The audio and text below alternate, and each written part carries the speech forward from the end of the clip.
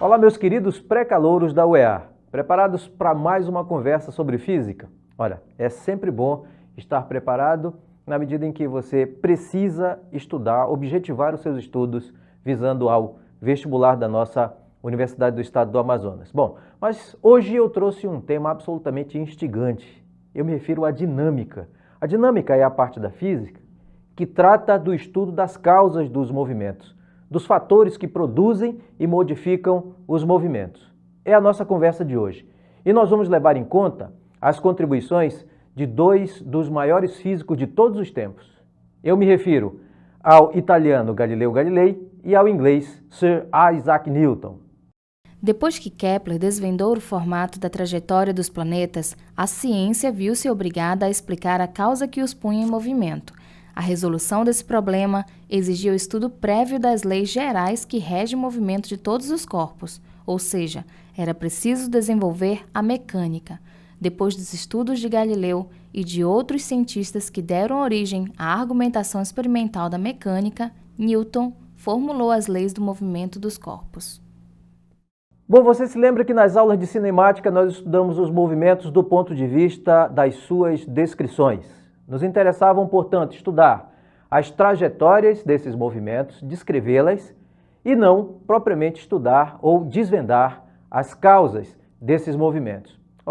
Nesse caso, nós vamos pensar no seguinte: se nós tivermos que pensar nas causas do movimento, nós vamos ter que pensar necessariamente num fator. Esse fator se chama aceleração. Aí vem uma outra pergunta: o que produz a aceleração? Como pensar sobre o que a aceleração explica? A resposta, nesse caso, é muito simples. É a força.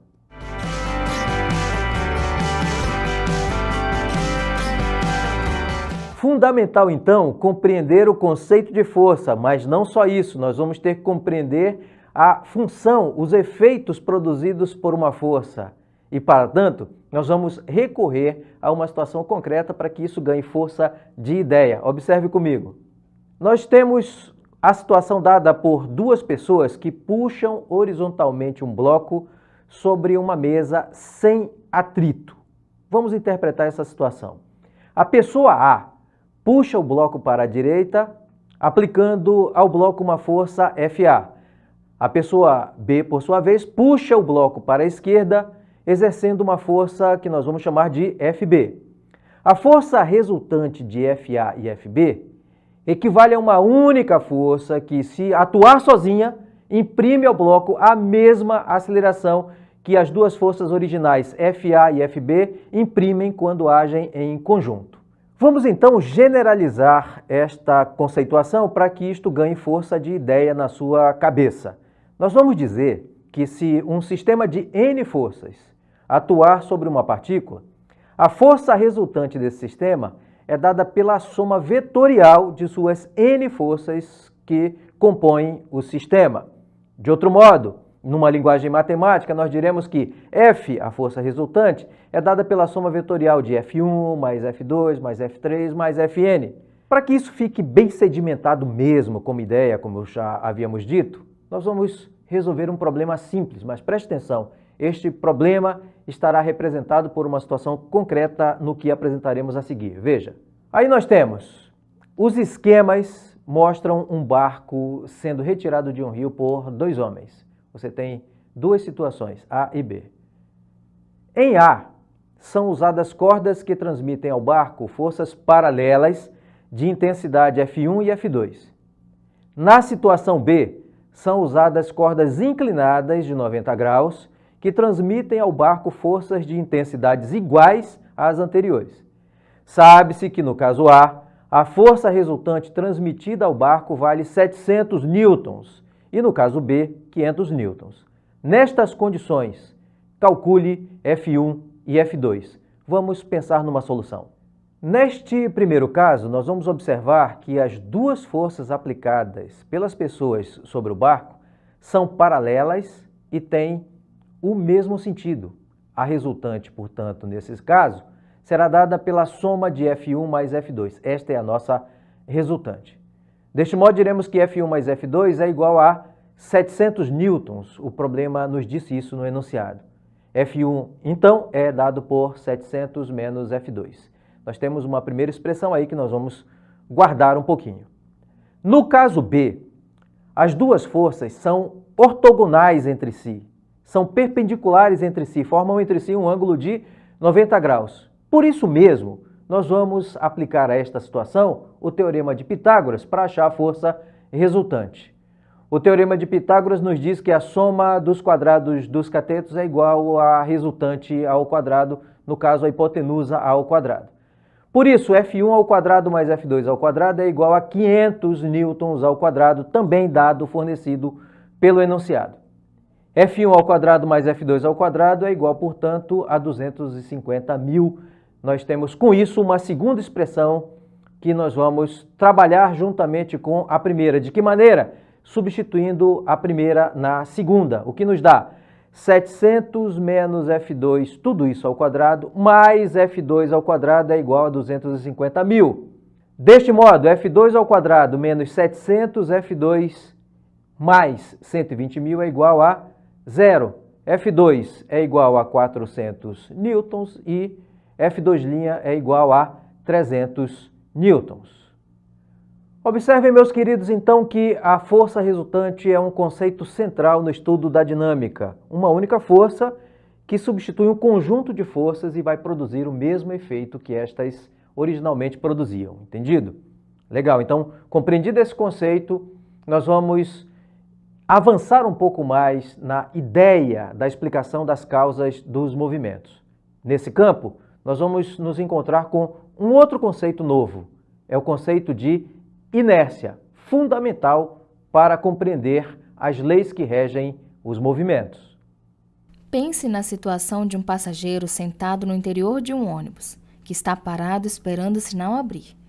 Pense e responda: quanto vale a velocidade do passageiro e a do ônibus em relação à Terra? 0. De repente, o ônibus arranca e, como se diz comumente, o passageiro é jogado para trás, mas não é bem assim. O passageiro não é propriamente jogado para trás. A massa do seu corpo é que faz valer sua inércia de repouso, seguindo a tendência de manter-se com velocidade nula e de permanecer parado no mesmo lugar em relação à Terra. Suponha agora que o nosso ônibus viaja por uma estrada retilínea, plana e horizontal, a uma velocidade de, por exemplo, 70 km por hora. Quanto vale, nesse caso, a velocidade do passageiro em relação à Terra? Também 70 km por hora. Então, se o ônibus frear bruscamente, o que acontece? Muitos vão dizer: ora, o passageiro será tirado para a frente, mas não é bem assim. Nesse caso, a massa do passageiro faz valer sua inércia de movimento, seguindo a tendência de manter, em relação à Terra, a velocidade anterior à freada. Do que você assistiu, nós podemos retirar uma conclusão imediata, que é a seguinte: a inércia é uma propriedade da matéria. Tudo aquilo que tem matéria, tudo aquilo que tem massa, tem inércia. Daí nós podemos dar um passo seguinte na nossa compreensão. Nós podemos dizer que, para quebrar então o estado inercial de um corpo, é preciso agir sobre ele, aplicando-lhe uma força. É sobre isso que fala o princípio da inércia, também conhecido como primeira lei de Newton. Vamos enunciá-lo então.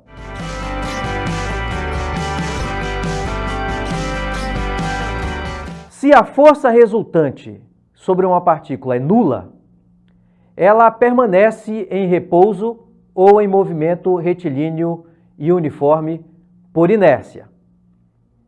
Vamos esmiuçar então um pouco mais essa compreensão sobre o princípio da inércia ou primeira lei de Newton.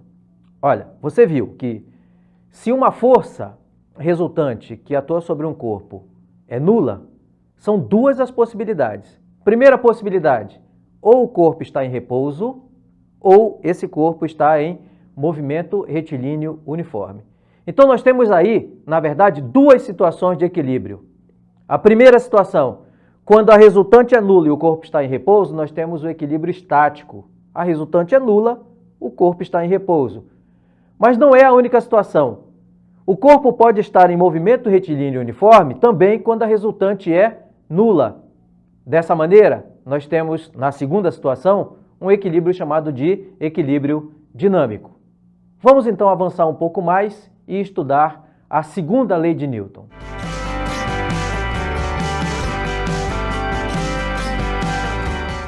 Considere que um mesmo corpo seja submetido à ação das forças resultantes, F1, F2 e F3.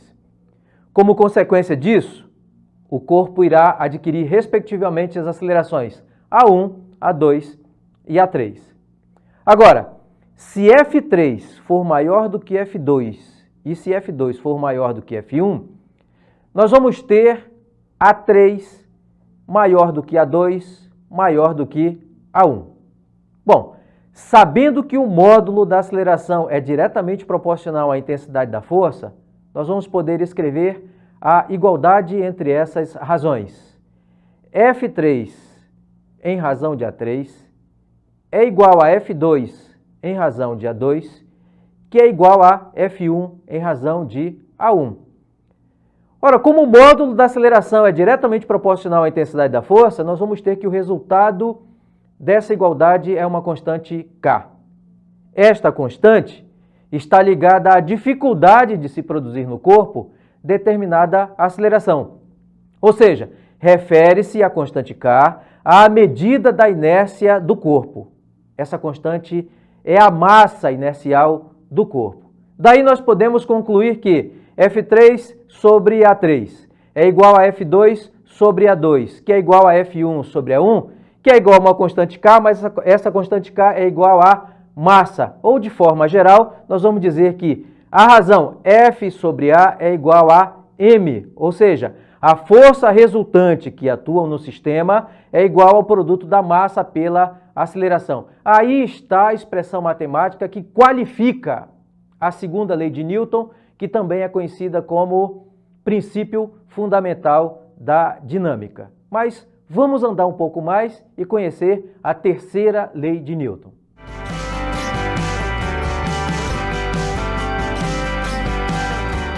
Analisemos a situação em que um homem empurra horizontalmente para a direita, como você vê, um bloco muito pesado. O homem exerce no bloco uma força horizontal para a direita, como consequência. O bloco, por sua vez, aplica no homem uma força de reação horizontal para a esquerda, portanto, em sentido contrário. O bloco reage empurrando o homem que o empurra, em consequência. Fica fácil observar que a força aplicada pelo homem no bloco e a força aplicada pelo bloco no homem são opostas. Devemos, então, entender que essas forças têm a mesma intensidade, a mesma direção e sentidos opostos. Agora, um detalhe muitíssimo importante. As forças de ação e reação, como as que nós vimos, estão sempre aplicadas em corpos diferentes. Na situação que nós vimos, o homem aplica uma força no bloco, portanto, a primeira força é do homem no bloco. Depois, o bloco reage a essa ação, empurrando o homem na mesma direção, porém em sentido contrário. A segunda força, portanto, que compõe o par ação-reação, é do bloco sobre o homem. A primeira força aplicada no bloco, a segunda força aplicada no homem. Este par ação-reação só será considerado como tal quando as duas forças, ação e reação, estiverem aplicadas em corpos diferentes. Há uma consequência para isso. Sendo assim, se essas duas forças, ação e reação, estão aplicadas em corpos diferentes, elas não vão se anular, como comumente costuma-se pensar. Muito importante isso. O par ação-reação, por estar aplicado em corpos diferentes, ação num corpo, reação no outro, não se anulam. O enunciado, então, do princípio da ação e reação, também conhecido como terceira lei de Newton, é o seguinte: a toda força de ação corresponde uma de reação, de modo que essas forças têm sempre a mesma intensidade, a mesma direção e sentidos opostos, estando aplicadas em corpos diferentes. Mas para que isso ganhe ainda mais força na sua memória, não só na sua memória, mas na sua capacidade de interpretar situações problema, vamos fazer uma aplicação concreta. O bloco 1 de 4 kg e o bloco 2 de 1 kg estão justapostos e apoiados sobre uma superfície plana e horizontal. Eles são acelerados pela força horizontal F, como você vê, de módulo igual a 10 newtons, aplicado ao bloco 1, e passam a deslizar sobre a superfície com atrito desprezível. Duas coisas. Letra A. Determine a direção e o sentido da força F12, exercida pelo bloco 1 sobre o bloco 2, e calcule seu módulo. Letra B. Determine a direção e o sentido da força F21, exercida pelo bloco 2 sobre o bloco 1, e calcule seu módulo. Vamos pensar numa interpretação possível. Primeira providência, nós vamos interpretar a figura com os dois corpos, é um sistema formado por dois corpos e as forças nele atuantes.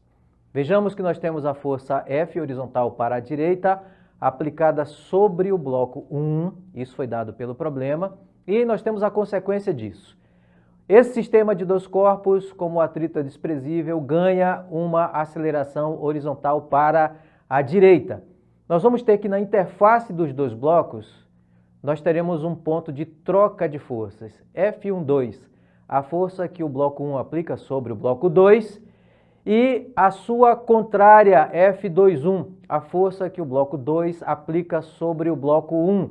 F12 e F21 constituem um par ação-reação por tudo o que já dissemos sobre a terceira lei de Newton. Agora, vamos isolar o corpo 1. A força F no sentido do movimento positiva, a força F21, que se opõe ao movimento negativa, portanto, a resultante F menos F21 igual a massa do corpo 1 vezes a aceleração. Agora o corpo 2, considerando apenas o corpo 2, nós temos uma única força, F12 é a resultante sobre o corpo 2 igual a massa do corpo 2 vezes a aceleração.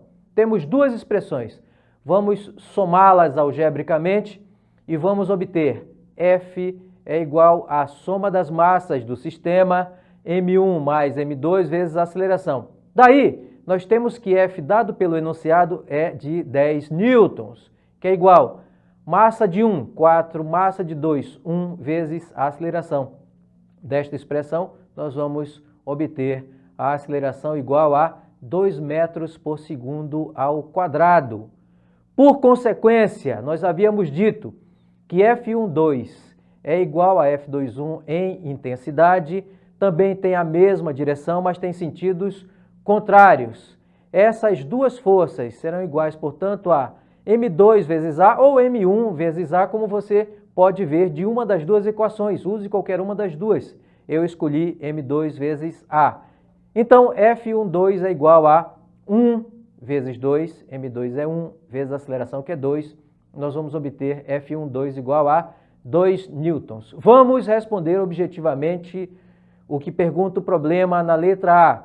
Sobre a força F12, módulo dessa força, 2 newtons. Direção, horizontal, a mesma direção do movimento. Sentido, da esquerda para a direita. Portanto, tem a mesma direção e o mesmo sentido do movimento. Na letra B, vamos interpretar, vamos analisar a força F21, módulo, 2 newtons. Direção também horizontal. O sentido, contrário à anterior, da direita para a esquerda, portanto. Daí você tem a solução do problema. Agora nós já temos tudo o que é necessário para interpretar uma situação-problema a partir da necessidade da explicação de suas causas, legal? Ou das causas que geram um problema expresso numa situação-problema. É o que faremos agora. Nós vamos utilizar o conjunto ferramental que nós aprendemos na aula de hoje, qual seja, o conjunto das 3 leis de Newton, as 3 leis do movimento, para tentar dar solução a uma situação a mais. Vamos resolver mais um problema. Veja, um corpo de massa 12 kg está suspenso por um sistema de polias e fios, como mostrado na figura.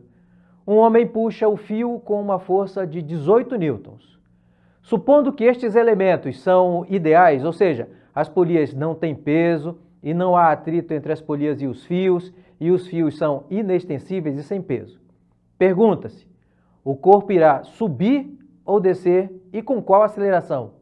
Adote para a aceleração da gravidade 10 metros por segundo ao quadrado. Vamos interpretar esta situação. A força aplicada no fio produz uma atração T. Esta atração é transferida pelo fio para o outro lado da polia fixa no teto. Esta atração, por sua vez, é transmitida pelo fio que passa pela segunda polia, que é móvel, para o outro lado da polia. E para equilibrar estas duas trações, temos no fio que sai da polia uma tração igual a 2T, como você pode ver. Esta tração agora é transmitida pelo fio que passa pela terceira polia, que também é móvel, para o outro lado da polia. E para equilibrar estas duas trações, temos no fio que sai desta polia uma tração igual a 4T. Esta tração agora é transmitida pelo fio que passa pela quarta polia, que também é móvel, para o outro lado da polia. E para equilibrar estas duas trações, temos no fio que sai dessa polia e prende-se ao corpo uma tração igual a 8T, como você pode observar na figura. Um sistema de 3 polias móveis multiplica a força aplicada por 8. Por isso mesmo, nós podemos escrever em módulo, na mão do homem, que aplica a força F original, que a força de tração T é igual a esta força F aplicada pelo homem. Mas o sistema de polias multiplica a força resultante por 8. Desse modo, nós vamos ter que a força resultante é igual a 8T. Nós vamos ter, então, duas expressões. A primeira, T é igual a F, e a segunda, FR, que é a força resultante, é igual a 8T. O que faremos com isso? Vamos substituir a primeira expressão na segunda. Diremos, então, que a força resultante é igual a 8F. Se nós substituirmos os valores que já temos, 8 vezes F, que é 18 newtons, conforme o enunciado, chegaremos à conclusão de que a força resultante é de 144 newtons. Nossa próxima tarefa. Nós temos que pensar no peso do corpo que está pendurado ali na última polia móvel. Conceitualmente, sabemos que o peso é dado pelo produto da massa pela aceleração da gravidade.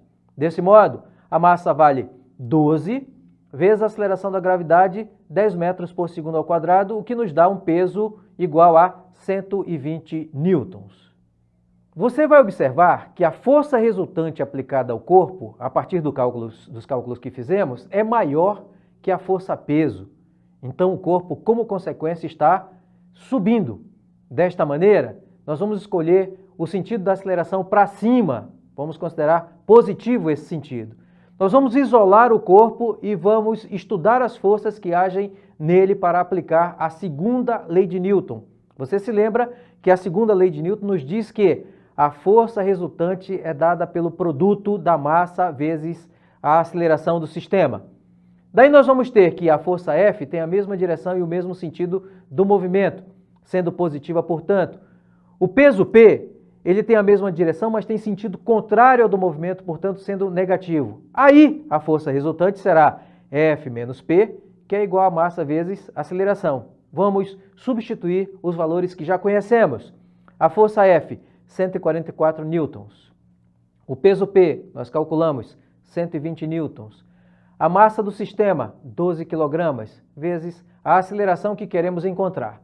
Daí nós vamos descobrir que a aceleração vale 2 metros por segundo ao quadrado. O corpo, então, está subindo com uma aceleração de 2 metros por segundo ao quadrado.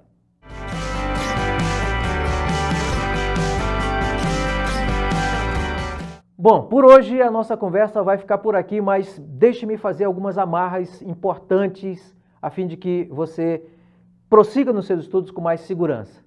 Você estudou hoje as causas dos movimentos, as leis que explicam as causas dos movimentos.